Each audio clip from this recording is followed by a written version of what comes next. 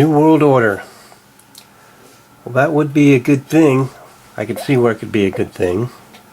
Where the whole world would live in peace and harmony all over the globe. Where we're all treated with the same equality, the same freedom, the same justice, and the same liberty.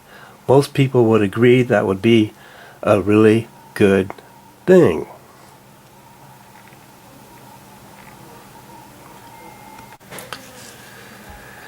Well, here's why I don't think that's what's happening.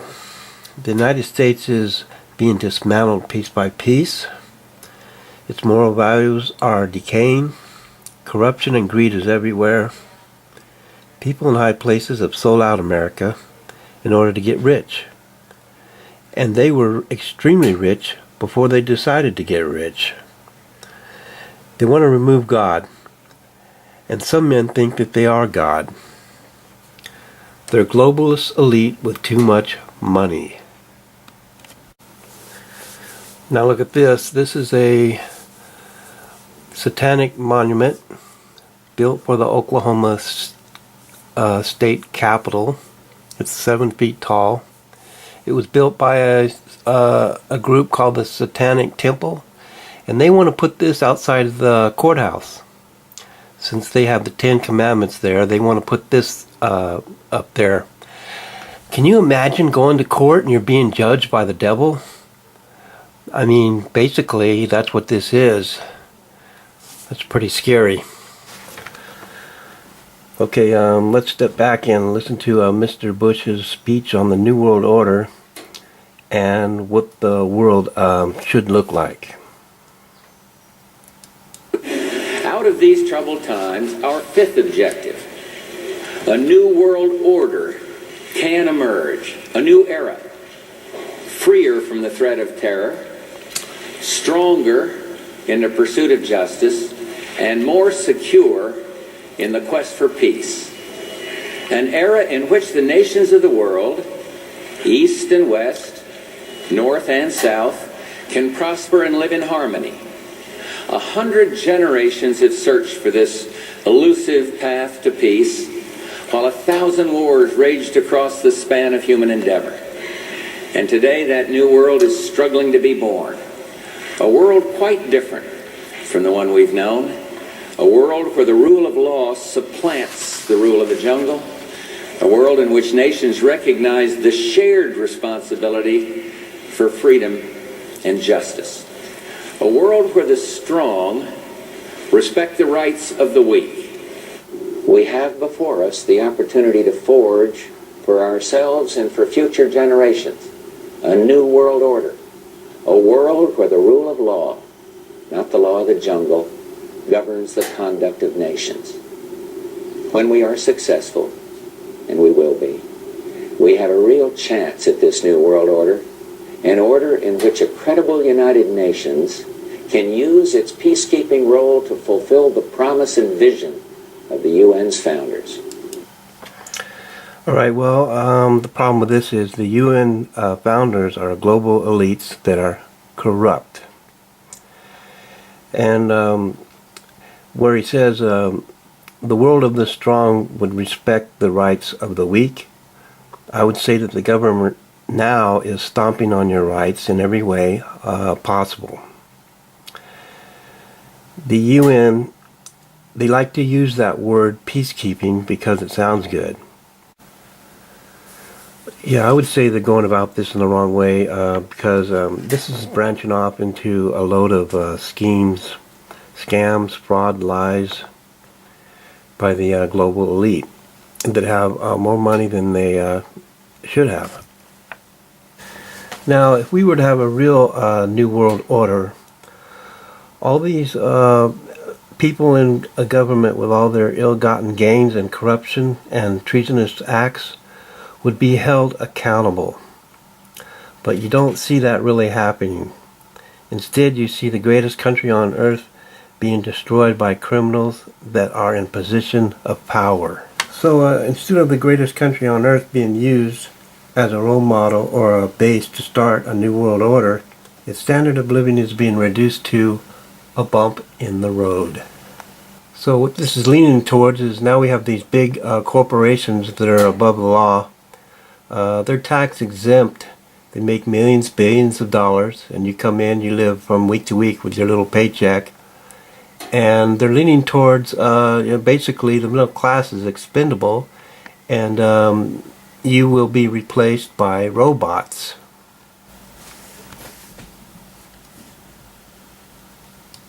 The kinds of drones making the headlines daily are the heavily armed CIA and U.S. Army vehicles which routinely strike targets in Pakistan, killing terrorists and innocents alike.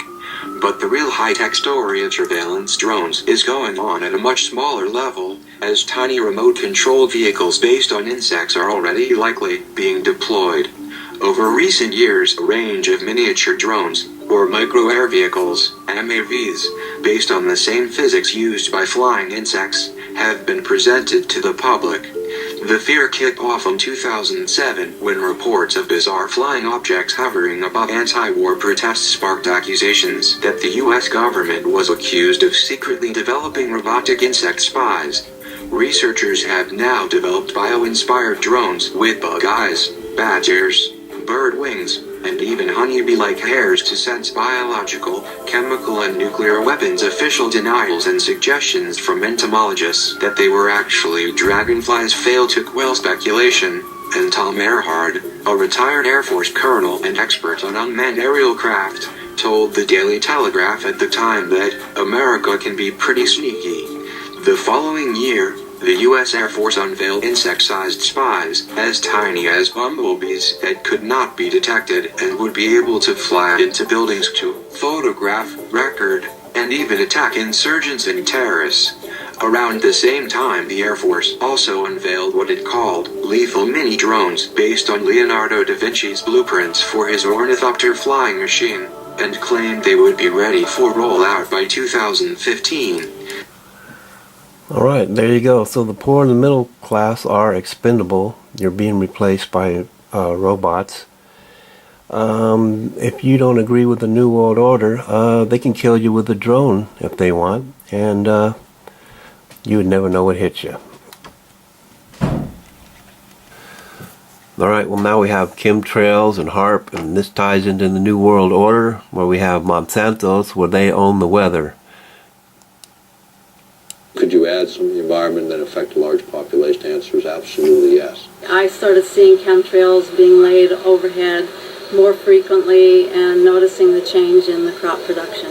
What we see in our area, anytime there's convective clouds, anytime there's a large cumulus cloud forming and beginning to rise, we hear aircraft in the vicinity, we see them actually flying over these convecting clouds, and then in a very short time, before those clouds generally will drop any precipitation, we'll see the entire cloud more or less dissolve into what looks like a massive smoke bank. If you can control the weather, then you can control where the rain falls or where it doesn't fall. And if you can do that, then you can control whose crops survive and whose crops thrive.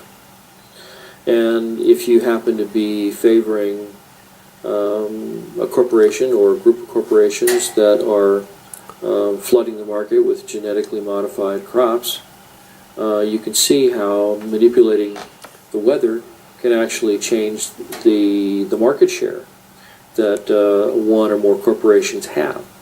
And there's lots of different ways that you can do it. You can do it by denying precipitation or by giving too much. You can cause, unusually large hailstones to come out of the sky and completely obliterate a crop of corn. There's lots of different ways that you can do it. Tornadoes rip up an entire town, like Joplin, Missouri, I think it was. If you look back at the tapes of those weather systems, and you look 5 days prior to that, you'll see that in those days preceding those events, there was all kinds of aerosols being sprayed all along the California coastline, where the moisture for those storms came from, where those storm systems originated. It's insidious when you think about it. So this isn't equality for everyone, where a large company owns the weather. It doesn't make any sense. Yeah, this is total corruption and greed, where you lose your freedom and you definitely lose equality. It appears to be a fungally related ailment, and if one looks at the species extinction rate, which today is estimated to be 1,000 times natural variability, that's 1,000 times normal, a figure you'd think would alarm most reasonable people, which is 100,000% of normal, and 70 to 80% of that extinction, plant and animal, is related to fungal infection. Geoengineering particulates are known to proliferate fungal reproduction. Abiotic stresses are drought, cold, heavy metals, excess moisture in the soil. And Monsanto has a patent that actually addresses all of those abiotic stresses. And the plants that it addresses is everything from apples to zucchini. 2011 was one of the worst years for things that create abiotic stress. They had 12 worldwide severe weather problems. This destroyed a good portion of the food supply. Now I'm having a hard time growing cherry tomatoes outside under these conditions, and I've turned to having to build a greenhouse where I'm now growing large tomatoes, heirlooms, and they are producing really nice big tomatoes. I see that the tomatoes that I planted now are really healthy and the ones outside are dying. The Midwest grows 40% of the world's corn, and it does have a tendency to flood, so we can expect more and more flooding. According to the statistics, the EPA statistics say that there's going to be more and more flooding. Monsanto is one of the world's largest chemical companies.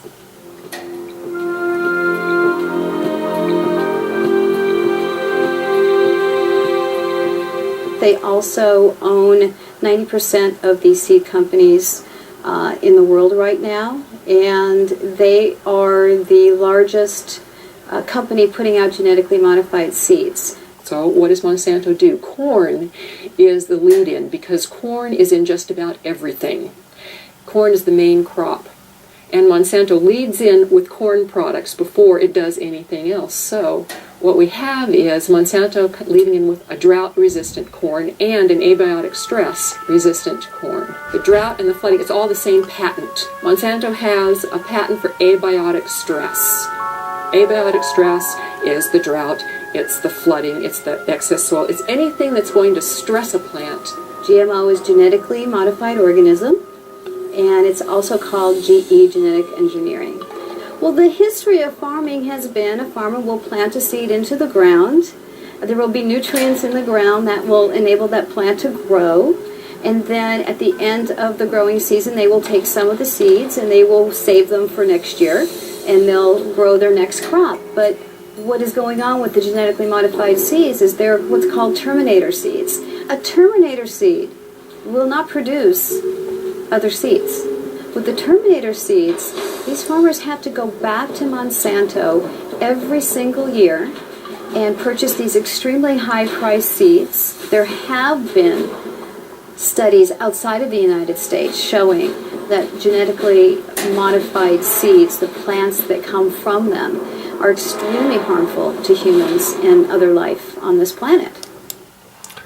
All right, so there you go, New World Order. It's just a joke. So more people are going to lose by this than there are that will gain by it. So your freedom is lost. You're definitely losing the equality. So this is total greed and corruption. A really interesting thing that I found is that the EPA has concluded that incidents of heat stress, drought, flooding, cold, any type of abiotic stress is on the increase.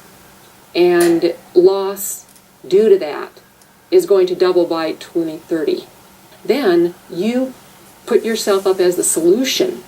So when all of this weather comes and wipes you out, or you have a drought problem, oh, drought, we've got the seed for you. Here's our drought-tolerant corn, just for you, and it'll solve your problems. Oh, by the way, you have to sign this agreement, this 40-page agreement, so that when you go ahead and plant these seeds, you now belong to Monsanto.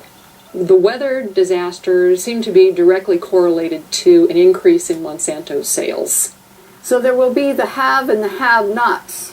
And one of the things that's being discussed under global geoengineering is which countries will be the haves and which countries will be the have-nots when that type of climate remediation is undertaken by many people at a certain level, mostly private corporations funded by the U.S. government, they are hoping. Bill Gates invests in geoengineering. Geoengineering destroys crops. Monsanto supplies the seeds to replace those crops. Bill Gates invests in Monsanto. So Bill Gates makes a ton of money. Monsanto makes a ton of money. And the small farmer gets squashed. Corn prices go higher because of a severe drought in this country. Where 41% of the country, or the world's supply of corn comes from. So corn prices are higher, the farmer has more money, so what does he do?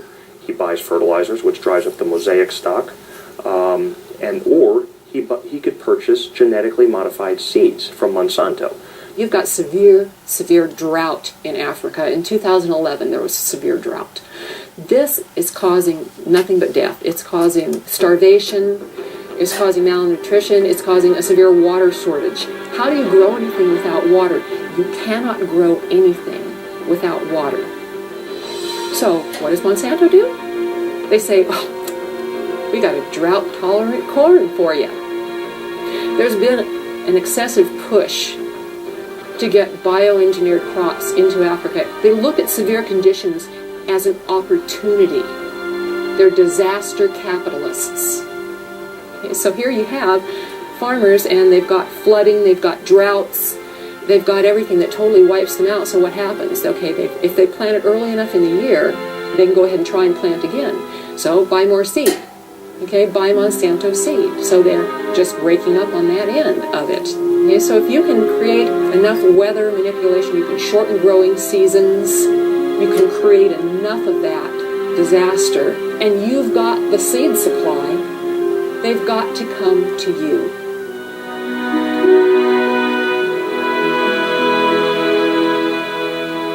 Geoengineers have stated on the record that if global geoengineering was started, it could cause droughts in Asia and Africa.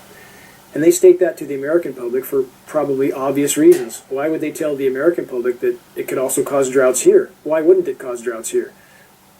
There's nothing special about America and the geography here that would not have the same effect as Asia and Africa. If the atmosphere is filled with particulates, those particulates diminish and disperse rainfall. Period. There's too many condensation nuclei, so the water droplets do not combine and fall as rain. They simply adhere to those tiny particles and migrate further, and that's exactly what we see. One of the suggestions about geoengineering has been that we genetically modify trees and plants.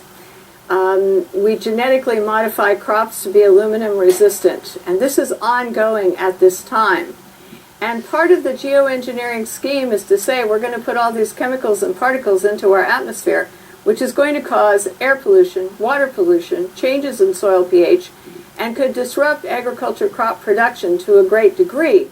So therefore, instead of saying that maybe this isn't a good idea that we pollute our air, water, and soils with the chemicals we're going to put into the atmosphere, which do come back down, there is a scheme abounding, which is happening right now, to modify some crops so that they are aluminum resistant to the types of chemicals and particles they're going to put into the atmosphere.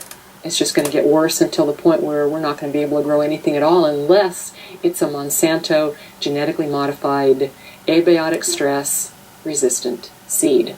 The chemical companies and and Monsanto and all of these companies are working together to make us totally dependent on their products for growing corn or growing any kind of agricultural product or trees, whatever. We're going to corporatize not only where the rainfall goes and who gets it through geoengineering and weather modification schemes, but we're also going to say that these are going to be the only crops that are going to grow in areas where we're putting in toxic chemicals that are coming down and altering. A journalist was quoted as saying that any investigation of Israeli spying in the US or Israeli involvement in 9/11 was considered in the media, in the mainstream media in the US, as career suicide. You know, where does the rabbit hole end? How deep does this go? Well, I think people need to understand that there is a war, but it's not a war on terror, it's a war of terror. And it's against us. It's against the people of the world, the ordinary people of the world. If you look at actually what's going on, to cut aside all the media, other than obviously this program, what is actually happening is we are losing our freedoms, we are losing our right to free movement, to remain anonymous in front of our governments, to all the things that are considered basic freedoms historically. And it all stems from 9/11. There is a war, and we are its victims. And people need to understand that.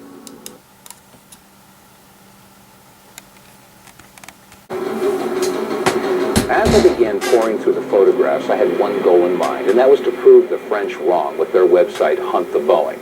After all, there must have been some photographic evidence that showed that a 757 had hit the Pentagon. But as we went through all these photographs, we could find no pictures whatsoever showing a tail, a nose, a fuselage, wings, engine, wheels, luggage, seats, nothing.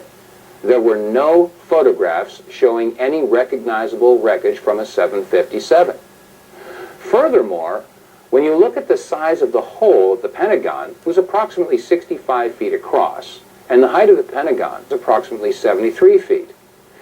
From wingtip to wingtip, a 757 is 124 feet 10 inches.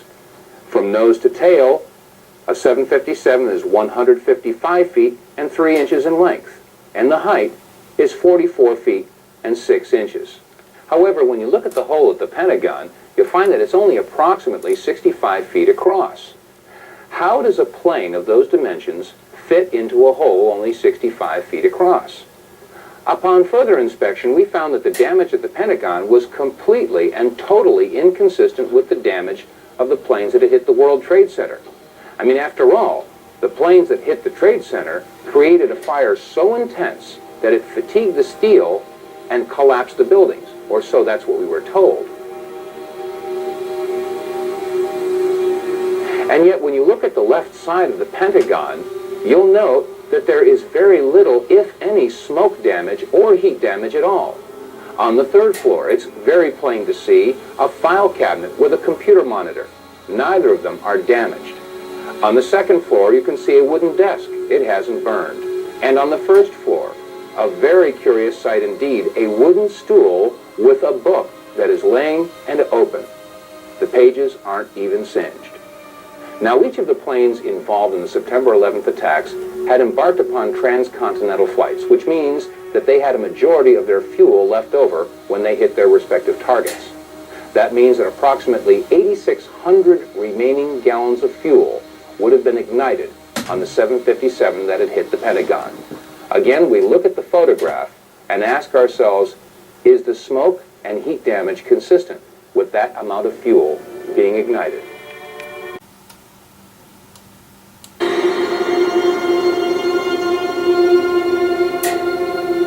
What is actually happening in this country is it's being taken apart. I use an expression which is, why does nothing work anymore? If you look out the window and you look at what's happening in society, nothing works. Schools, hospitals, transport, police. I mean, we've got a situation today in this country where the mainstream media is just not getting the truth across. We're not told the truth about the EU, we're not told the truth about the rioting that's been happening in European countries, we're not told about the troubles in Iceland. Nobody explains where Gordon Brown has got 900 billion from.